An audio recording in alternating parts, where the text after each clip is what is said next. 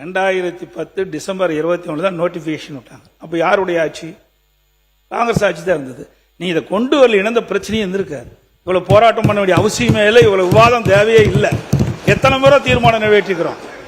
அதிமுக தீர்மானம் நிறைவேற்றியது, திமுக நிறைவேற்றியது, இப்பொழுது இந்த அரசு நிறைவேற்றிருக்கிறது. இப்படி எல்லா அரசுகளும் மாறி மாறி வருகின்ற பொழுது ஒரு தீர்மானத்தை கொண்டாந்து நிறைவேற்ற வேண்டிய நிலை ஏற்படக்கூடிய சூழ்நிலை ஏற்படுத்தியது மத்தியில் இருந்த காங்கிரஸ் ஆட்சி.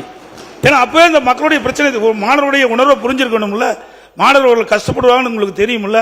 கொண்டு வந்த பிறகு ஒவ்வொரு அரசும் போராடி போராடி தான் இந்த பிரச்சனை நம்ம உருவாக்கிட்டு இருக்கிறோம். அது மட்டும் இல்ல, உச்ச நீதிமன்றம் அளித்த தீர்ப்பு நம்ம முரணா நடக்க முடியாது. அதிமுக ஆட்சிக்கின்ற உச்ச நீதிமன்றம் தீர்ப்பு அளிக்கப்பட்டது. அப்ப யார் இந்த நீட்டுக்கு ஆதரவா வாதாடினார் என்று நாட்டு மக்கள் அனைவருக்கும் தெரியும். அந்த தீர்ப்பு வந்த பிறகு வெளியில வந்து நான் யாருடைய பெயரை சொல்லலைங்க, யாருடைய பெயரை சொல்லல, பேசுறாங்க. உச்ச நீதிமன்றம் தீர்ப்பு வழங்கின பிறகு வெளியில வந்து நீட்டுக்கு முற்றுப்புள்ளி வைக்கப்பட்டது என்று ஒரு வழக்கறிஞர் சொன்னார். அது எந்த கட்சியுடைய மூத்த அமைச்சராக இருந்தார், அவருடைய மனைவி சொன்னாங்க. இப்படி நீட்ல வரலாறு இருக்குது. அதிமுக நீட்டை அறவாக தமிழகத்தில் விலக்களிக்க வேண்டும், நீட்டுக்கு முழு விலக்களிக்க வேண்டும் என்பதுதான் அதிமுக கொள்கை, அதுதான் நிலைப்பாடு. அதற்காக உண்டான முயற்சி நாங்கள் எடுத்தோம். 2010 டிசம்பர் 21 தான் நோட்டிபிகேஷன் விட்டாங்க. அப்ப யாருடைய ஆட்சி? காங்கிரஸ் ஆட்சி தான் இருந்தது. நீ இதை கொண்டு வரல, இந்த பிரச்சனையும் இருந்திருக்காரு.